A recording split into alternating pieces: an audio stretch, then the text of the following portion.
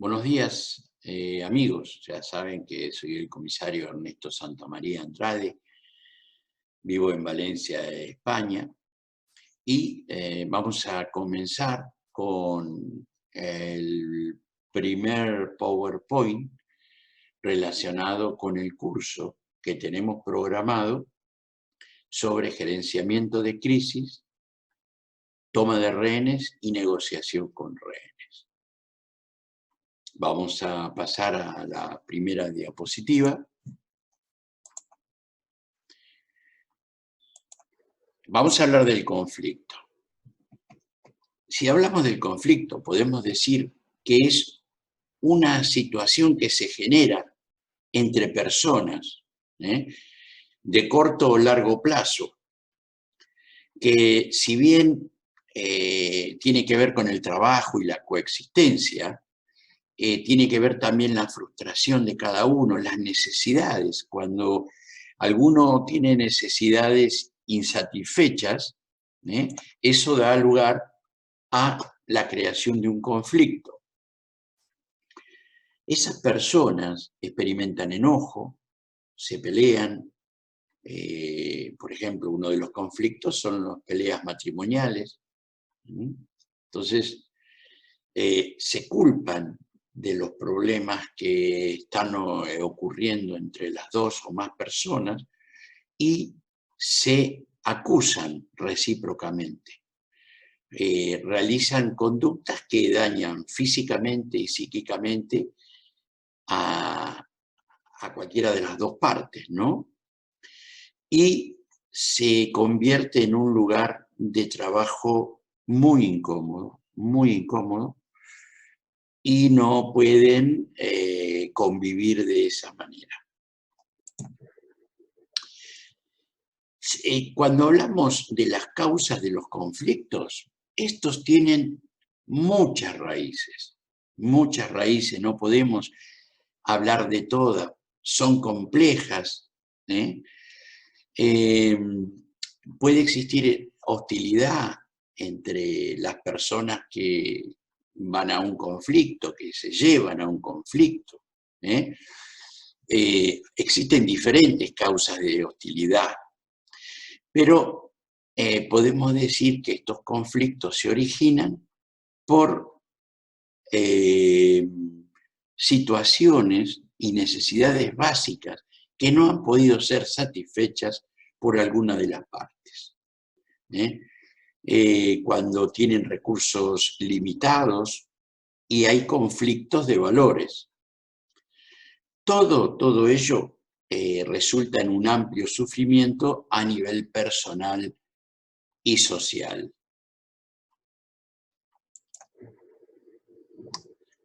El conflicto, ahora vamos a hablar sobre los factores del conflicto. La falta de capacidad de pensar de modo positivo acerca del tema en disputa. Es decir, hay un conflicto y la persona, en vez de buscar la solución, piensa en forma negativa y continúa la discusión con la persona contraria, ¿no? Siempre esa persona busca culpables externos, o sea, terceras personas. Él nunca es culpable, no acepta la responsabilidad que tiene de ser el causante de ese conflicto, de generar ese conflicto. Esta persona tiene una visión distorsionada, tipo túnel. Ustedes saben cómo es la visión tipo túnel. Lo único que ve enfoca una imagen, no puede ver a los costados, arriba, abajo, solo una imagen. Eso quiere decir, como el dicho, que ves el árbol y no ves el bosque, o el árbol no te deja ver el bosque. También tiene una visión, también evalúa erróneamente las motivaciones atribuidas para la acción de los otros. Es siempre negativa. Bien. Ahora, el conflicto tiene 3 niveles de comunicación, es decir, tiene 3 posiciones que se llaman PIN, la P posiciones, la I de intereses y la N de necesidades. O sea, todos nosotros tenemos posiciones, tenemos intereses propios y tenemos necesidades que pueden o no ser imprescindibles.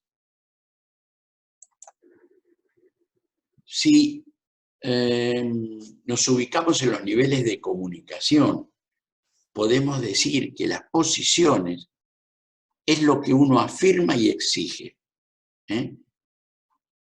Afirma, yo digo tal cosa y exijo tal otra.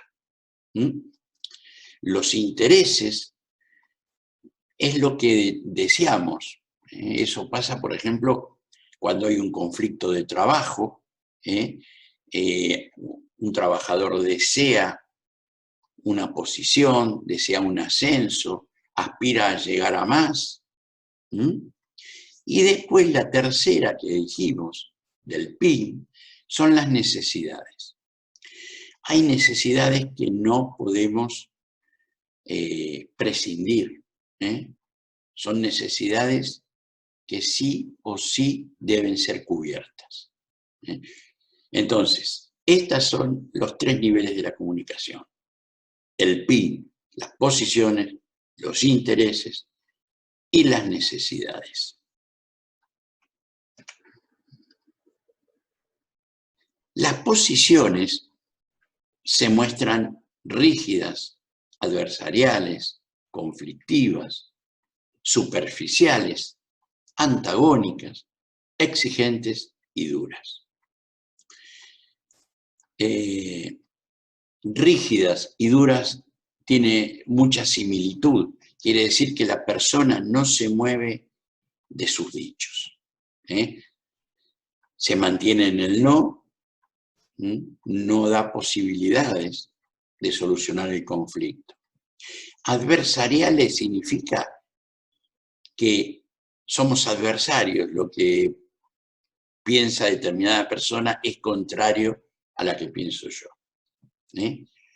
Y conflictivas porque eso genera el conflicto, que es lo que estamos hablando.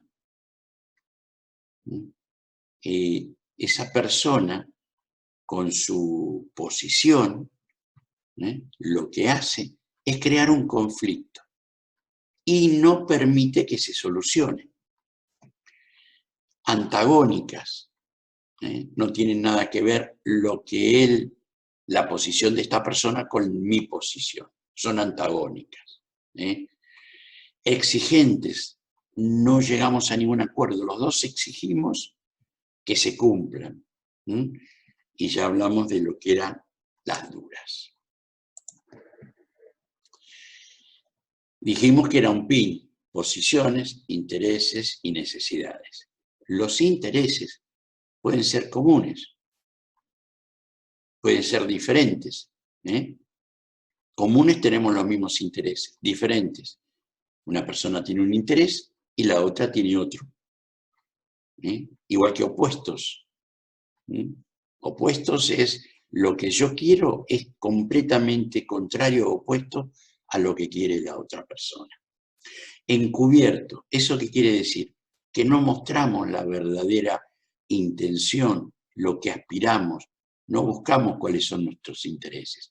Lo tenemos ocultos hasta el momento que lo tengamos que sacar a flote.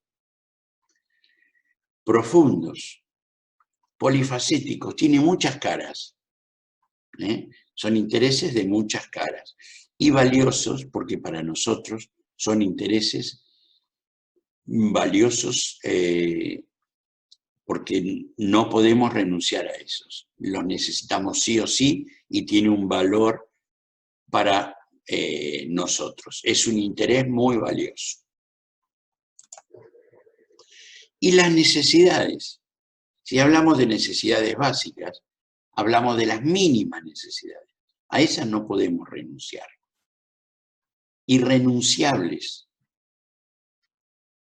La misma palabra lo dice. No podemos dejar de lado esas necesidades. Valiosas porque tienen un valor, una necesidad, tiene un valor, una cuantía, y no podemos tampoco prescindir. Prioritaria, no, sí o sí la necesitamos. Y primero de todo, son unas necesidades primarias. Polifacéticas, igual que lo anterior, tienen muchas caras las necesidades. Compatibles, podemos tener los dos las mismas necesidades. Abiertas e intransferibles. Quiere decir que las necesidades que yo tengo no las puedo transferir a nadie, son mías, las necesito cubrir yo. Son necesidades intransferibles, irrenunciables, pueden ser, y básicas, por ejemplo. Ahora pasaremos al conflicto. Hablaremos de la pirámide de Maslow. Maslow es un psicólogo que cuando empezó su carrera, empezó de abogado, la carrera de abogacía. Pero como venía de una familia muy pobre de Nueva York, fue uno de los pocos hijos que pudo estudiar, decidió estudiar por qué existe la pobreza, la necesidad. Y entonces él creó lo que se llama la pirámide de Maslow. Y esa pirámide de Maslow está constituida por varios escalones. Cada escalón tiene una necesidad. Cada vez que cubrimos una necesidad, pasamos al otro escalón. Cubrimos el otro y pasamos al otro escalón. Ahora vamos a ver. La primera necesidad son las fisiológicas. La alimentación, el agua, el aire. Cosas que son irrenunciables porque no podríamos vivir. Sin eso no podríamos vivir. Después, una vez que tenemos cubiertas en esas necesidades, pasamos a las necesidades de la seguridad.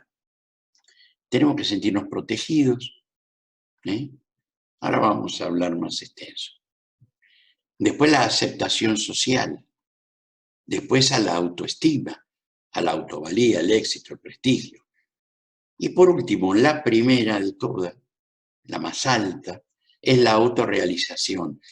O sea, a ver hasta dónde llegamos, hasta dónde somos capaces de llegar, y el autocumplimiento.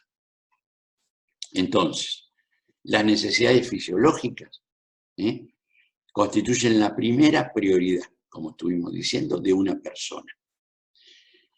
Esto es la alimentación, saciar la sed, irrenunciable, como dijimos, el oxígeno, la temperatura corporal, y toda clase de necesidades que nos permiten vivir. Las necesidades de seguridad. Necesitamos una estabilidad, necesitamos estar contenidos en un estado de orden. Estas necesidades se relacionan con el temor que tenemos todos de perder el control de nuestra vida, y están íntimamente ligadas al miedo, miedo a lo desconocido, a la anarquía. Las necesidades sociales. Una vez que hemos satisfecho las necesidades fisiológicas y la de seguridad, nos tenemos que inclinar a cubrir las necesidades sociales. Estas tienen relación con la necesidad de la compañía